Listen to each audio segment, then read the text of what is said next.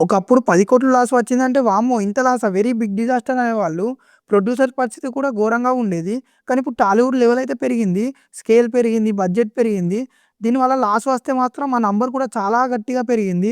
ఒకప్పుడు 10,00,00,000 దగ్గర ఉన్న నంబర్ పెరిగి, పెరిగి పెద్దదై 100,00,00,000 వరకు చేరుకుంది. 100,00,00,000 అంటే మన అనిల్ రావిపూర్ గారైతే ఒక 2 సంక్రాంతికి వస్తున్నాం సినిమాలు దించేస్తారు. ఇయర్లీ 2000స్‌లో ఉన్న లాస్ట్ నంబర్ ఇప్పుడు 10 టైమ్స్ అయితే పెరిగిపోయింది. ముఖ్యంగా కోవిడ్ తర్వాత నుంచి ఇంతకీ హండ్రెడ్స్ ఆఫ్ కోర్స్ లాస్ తెచ్చిపెట్టిన మూవీస్ ఏంటో, ప్రొడ్యూసర్స్ ఏంటి, ఇవన్నీ అయితే ఈ వీడియోలో డీటెయిల్‌గా మాట్లాడుకుందాం.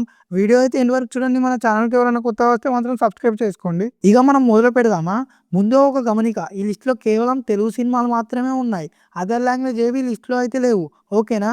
మొదటిగా మన లిస్ట్‌లో ఉన్న మూవీ పేరు వచ్చేసి 'రాధేశం'. లిస్ట్ మొత్తంలో డిసప్పాయింట్ చేయని మూవీ ఏదైనా ఉంది అంటే ఇదొక్కటే.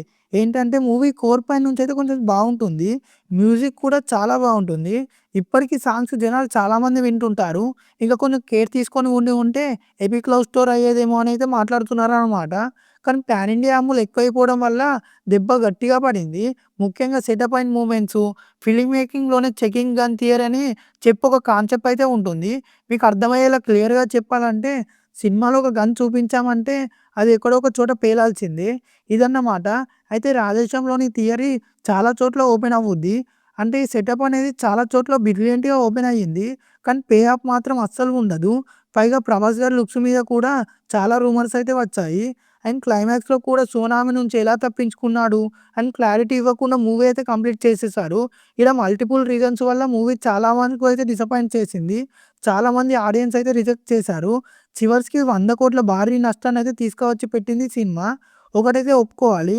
పాన్ ఇండియా అనే భారీ అమ్ముడు లేకుండా సింపుల్‌గా, నీట్‌గా ప్లాన్ చేసి ఉంటే తప్పకుండా ఈ సినిమా సక్సెస్ అయి ఉండేది. మీరేమంటారో కామెంట్‌లో చెప్పండి. మన లిస్ట్‌లో సెకండ్ మూవీ ఏంటంటే 'గేమ్ చేంజర్'. 'ఆర్ఆర్ఆర్' లాంటి ఇండస్ట్రీ హిట్ తర్వాత రామ్ చరణ్ గారి నుంచి వస్తున్న ఒక సోలో మూవీ.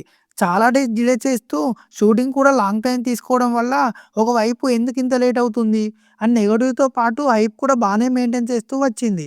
లాస్ట్‌కి 2024 సంక్రాంతికైతే రిలీజ్ అవుతుందనైతే అనౌన్స్‌మెంట్ అయితే ఇచ్చారు. బట్ ఫ్యాన్స్‌లో భయమైతే అలానే ఉండిపోయింది.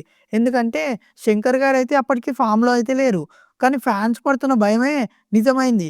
ఫ్లాష్ బ్యాక్ తప్పితే ఏ ఒక్క ఎలిమెంట్ కూడా ఆడియన్స్‌కైతే కనెక్ట్ అవ్వలేదు.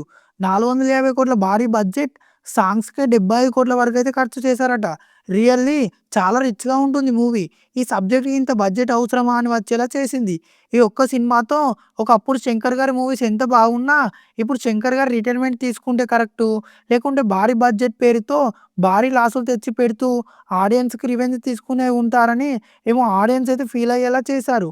ఈ మూవీకి 100,00,00,000 పైన లాస్ వచ్చింది. 'దిల్ రాజు' గారికి చాలా వరకు పెద్ద దెబ్బ పడేలా చేసింది ఈ సినిమా. దాదాపు 150,00,00,000 వరకు నష్టాలు వచ్చాయని రూమర్స్ వస్తున్నాయి. ఎగ్జాక్ట్‌గా ఎప్పుడు ఇండస్ట్రీ నుంచి అయితే బయటికి రావు. కానీ 100,00,00,000 పైన లాసెస్ అయితే ఖచ్చితంగా ఉన్నాయట. ఈ దెబ్బతో 'దిల్ రాజు' గారు ఆయన పాత పద్ధతిలోకైతే వెళ్ళిపోయారు. బ్రౌన్ స్క్రిప్ట్ రెడీ అయ్యి, స్క్రిప్ట్ మీద ఫుల్ కాన్ఫిడెన్స్ వచ్చేంత వరకు షూటింగ్ కూడా స్టార్ట్ అవ్వదు. కాంబినేషన్స్ కాదు, కాంటెంట్ మాత్రం ముఖ్యమని, దాన్ని నమ్ముకోవాలని బడ్జెట్ విషయంలో కూడా చాలా జాగ్రత్త పడాలనైతే ఫిక్స్ అయ్యారు. ఒకప్పుడు 'దిల్ రాజు' గారు కూడా ఇలానే ఉండేవారు. కానీ 'గేమ్ చేంజర్' విషయంలోనే ఇవన్నీ పట్టించుకోలేదు. దెబ్బకి దెబ్బ గట్టిగానే పడ్డది. ఇప్పుడు లిస్ట్‌లో మనం ఇంకా 2 సినిమాల గురించైతే మాట్లాడుకుందాం. ఆడియన్స్‌ని గ్రాంటెడ్‌గా తీసుకోవడం ఎలా అని సబ్జెక్ట్ పెడితే మాత్రం ఈ 2 మూవీస్ ఖచ్చితంగా కనిపిస్తాయి అందులో. మొదటి సినిమా వచ్చేసి 'హరిహర వీరమల్లు'. ఒక సినిమాని ఇద్దరు డైరెక్ట్ చేశారు. ఒకరు ఒక స్క్రిప్ట్ అనుకోని సగం చూజ్ చేస్తే, ఇంకొకరు ఆ స్క్రిప్ట్‌ని మార్చి 2 పార్ట్స్ అని చెప్పి మిగిలిన సగం పార్ట్‌నయితే షూట్ చేశారు. అసలు పవన్ కళ్యాణ్ గారి బిజీ షెడ్యూల్‌ని చూసి, ఆయన పొలిటికల్‌లో ఎంత బిజీగా ఉన్నారో గమనించి కూడా పీరియాడిక్ మూవీ తీయడమే తప్పు. అలాంటిది ఏమనుకోని స్టార్ట్ చేశారో కానీ, పవన్ కళ్యాణ్ గారు పొలిటికల్ బిజీగా ఉండడం వల్ల ఈ మూవీ డిలే అవుతూ అయితే వచ్చింది. బాగా డిలే అవుతూ రావడం వల్ల క్రిష్ గారు బయటకైతే వెళ్లారు. ఇదే బిగ్గెస్ట్ మిస్టేక్ ఈ సినిమాకైతే. ఎప్పుడైతే క్రిష్ గారు తప్పుకున్నారో, ఆ మూవీ ప్రొడ్యూసర్ రత్నం వాళ్ళ అబ్బాయి అయితే జ్యోతికృష్ణ గారైతే ఈ మూవీని టేక్ ఓవర్ చేశారు. కానీ అతనికైతే ప్రాపర్ విజన్ అయితే లేదు. అక్కడ ఇంకా పెద్ద దెబ్బ పడింది. దీనివల్ల ఏమైందంటే వీఎఫ్ఎక్స్ షాట్‌ని చూసి 'ఆదిపురుష్' లాంటి ట్రోల్స్ అయితే వచ్చాయి. అంటే వీఎఫ్ఎక్స్ విషయంలో ఆ మూవీ క్రియేట్ చేసిన బెంచ్ మార్క్ అలాంటిదనుకోండి. కానీ ఒక బ్లెండర్ ఏంటి అంటే ఫేస్ మాఫింగ్ ఏంటండి బాబు! అలా ఎలా ఓకే చేశారో కూడా తెలీదు. ఎవ్వరైతే ఓకే చేయరో, మీరెలా ఓకే చేశారో కూడా మీకే తెలవాలి. ఇక ఈ మూవీ క్లైమాక్సే ఒక మిస్టరీగా మారిపోయింది. రిలీజ్ చేసిన ఫస్ట్ 3 డేస్ ఒక క్లైమాక్స్. ఆ 3 డేస్ తర్వాత ఇంకొక క్లైమాక్స్. ఓటీటీలోకి వచ్చాక ఇంకొక క్లైమాక్స్. ఇవన్నీ మార్పులు. అక్కడే అర్థమైపోతుంది మీ విజన్ ఎంత బాగుందని. మళ్ళీ 2 పార్ట్స్ అని చెప్పి ఎందుకు ఎక్స్‌టెండెడ్ చేశారో కూడా ఇంకా అర్థం కాలేదు. ఇవన్నిటి వల్ల లాస్ట్‌కి 100,00,00,000 లాస్ అయితే గట్టిగా పడ్డది. చాలా గ్యాప్ తీసుకున్న తర్వాత 'రత్నం' గారైతే భారీ మూవీ తీశారు. లాస్ట్‌కి ఎందుకు తీశానా అని అనుకూలైజ్ చేసింది మూవీ. మరి మళ్ళీ కోలుకుంటారో లేదో అనేది జరుగుతుందో లేదో కూడా తెలీదు. ఇంకా మనం నెక్స్ట్ మూవీకైతే వెళ్ళిపోదాం. తర్వాత మూవీ వచ్చేసి 'హరిహర వీరమలకి డబుల్'.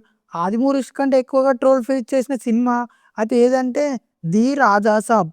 మంచిగా రీజనల్ మూవీగా ప్లాన్ చేసుకున్నారు. అలానే రీజనల్ మూవీగా తీయాలి కదా! 'ప్రభాస్' గారి పాన్ ఇండియా క్రేజ్‌ని వాడేసుకుందాం, చేసేసుకుందామని 400,00,00,000 బడ్జెట్ హారర్ ఫ్యాంటసీ అని ఏదో గోల చేశారు. కానీ లాస్ట్‌కి సినిమా మాత్రం గోవింద గోవింద అయిపోయింది. అసలు 400-450,00,00,000 బడ్జెట్ అన్నారు. అక్కడ ఏడుందసలు? అంత బడ్జెట్ పెట్టినంత ఏమైనా ఉందా? సినిమా సగం మొత్తం ఆర్ఎఫ్‌లోనే తీశారు అనేది క్లియర్‌గా అర్థమైపోతుంది.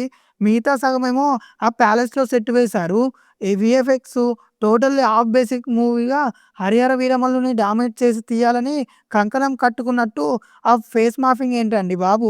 దారుణం అంటే దారుణం అసలు. నేను మళ్ళీ చెప్తున్నాను.